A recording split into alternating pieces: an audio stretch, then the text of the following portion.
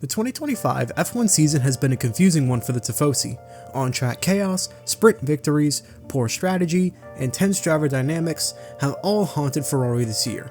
But the big question we're tackling today is the Leclerc-Hamilton experiment doomed, or is there still hope for all you Ferrari fans? This story began over a year ago when F1 legend and Mercedes golden boy Lewis Hamilton announced he'd be swapping his Silver Arrow for a V6 powered prancing horse. The move stunned the motorsport world, dominating headlines everywhere. But as the hype died down, a more skeptical question began to circulate. Can this really work? On paper, this is the strongest driver lineup on the grid. 2 multiple-time race winners, 1 a 7-time world champion, driving for a team that was second only to McLaren in 2024. To many, 2025 was Ferrari's season to lose, but cracks started to show early. In a move few expected, Hamilton's longtime engineer, Peter Bonington, aka Bono, stayed behind at Mercedes. This meant Lewis would be joining a brand new team surrounded by unfamiliar faces in what is his now age 40 season. Once preseason testing began, the challenges became clear. Hamilton struggled with the SF24's balance, clocking a 1:15.930 compared to Leclerc's 1:14.759, a 1.18 second gap. But to be fair, this was early in the offseason, and Lewis still had time to adapt in the simulator and on track.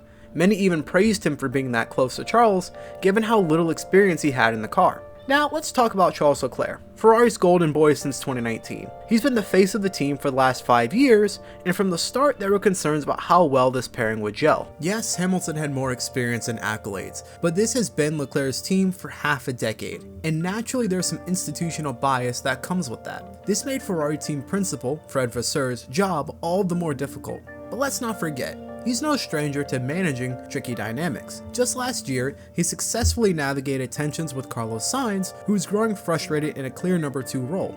Despite a rough start, Ferrari still secured second in the constructors, so if anyone can manage this high-stakes pairing, it's Fred. But now the big question is, how is Ferrari actually performing? Well, not great. The pace gap between Leclerc and Hamilton has been noticeable in both qualifying and in race, but I don't think the blame lies squarely on either driver. According to an excellent breakdown by The Race, Ferrari's technical regression began with bold suspension changes and a redesigned front wing to match. They sacrificed low-speed cornering, one of their strengths in 2024, in an effort to double down on aero gains, and in doing so, they lost the balance and predictability that made them so competitive in the first place. Even Haas team boss Io Komatsu admitted that their team avoided similar suspension changes because the risks outweighed the potential gains, but Ferrari took that gamble, and right now they're paying the price. The second thing I want to talk about is strategy and communication. Strategy-wise, the issues have been more about execution and communication than raw pace. Even if there are issues present there, Ferrari remains one of the fastest in pit stops,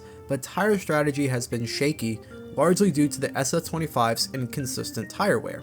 And the real pain point?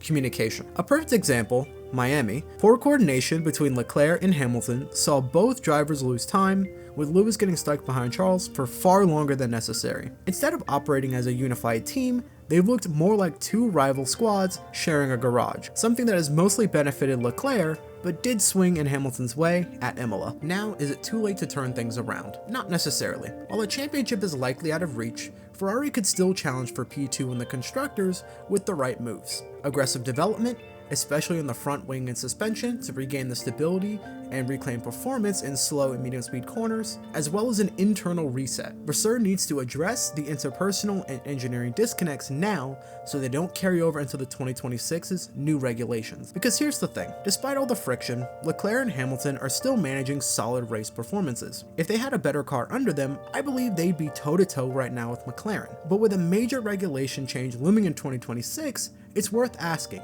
should Ferrari even keep developing this year's car, or should they start focusing on the future? And that's a valid debate, but regardless, the chemistry and communication issues must be solved now if Ferrari wants to have any shot next season. Thanks for watching. I know this video was a little different from my usual content, but I really wanted to dive into the story and give my take on it. Let me know your thoughts in the comments. Can Ferrari really fix this, or is this experiment doomed? Don't forget to like, subscribe, and I'll catch you in the next one.